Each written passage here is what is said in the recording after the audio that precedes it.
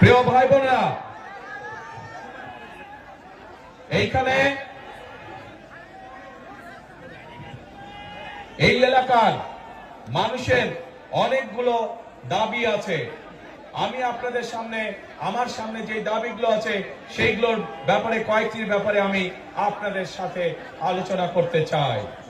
আমরা পঞ্চগড় এবং ঠাকুরগাঁয় যে চিনি কল আছে, যে রেশম কারখানা আছে, পঞ্চগড়ে যে চা শিল্প আছে, এই শিল্পগুলোকে আবার আমরা গড়ে তুলতে চাই, যাতে করে এই এলাকার মানুষ বেকার না থাকে, যাতে করে এই এলাকার মানুষ কর্মসংস্থানের মাধ্যমে হালাল রুজি করে বেঁচে থাকতে পারে।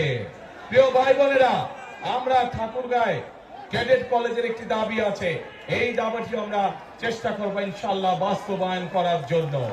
প্রিয় ভাই বোনেরা, আগেই বলেছি আমি যে স্থানীয় যে কৃষিজাত পণ্য আছে, এই পণ্যগুলো অনেক সময় কৃষক ভাইদের জন্য সমস্যা হয়ে যায়, এই পণ্যগুলোকে তারা ঠিকভাবে প্রিজার্ভ করতে পারে না। সেই জন্য এই সমগ্র এলাকায়, ঠাকুরগাঁ সহ, পঞ্চগড় সহ, দিনাজপুর এলাকায় আমরা বিভিন্ন জায়গায় যেখানে যেখানে প্রয়োজন আমরা কৃষকদের উপযোগী করে হিমাগার তৈরি করতে চাই, যেন তারা তাদের উৎপাদিত পণ্য সঠিকভাবে সংরক্ষণ করতে সক্ষম হতে পারে।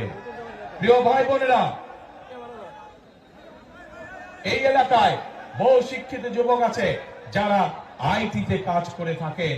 সেই জন্য আমরা এই এলাকায় কৃষিকে যেরকম জোর দিব, কৃষির সাথে সম্পর্কিত শিল্প কারখানা যেমন গড়ে তুলব, একইভাবে যারা আইটিতে কাজ করে তাদের জন্য আইটি পার্ক বা আইটি হাব আমরা গড়ে তুলতে চাই, যাতে এলাকার ছেলেরা এলাকা থেকেই তারা তাদের কর্মসংস্থানের ব্যবস্থা করতে পারে।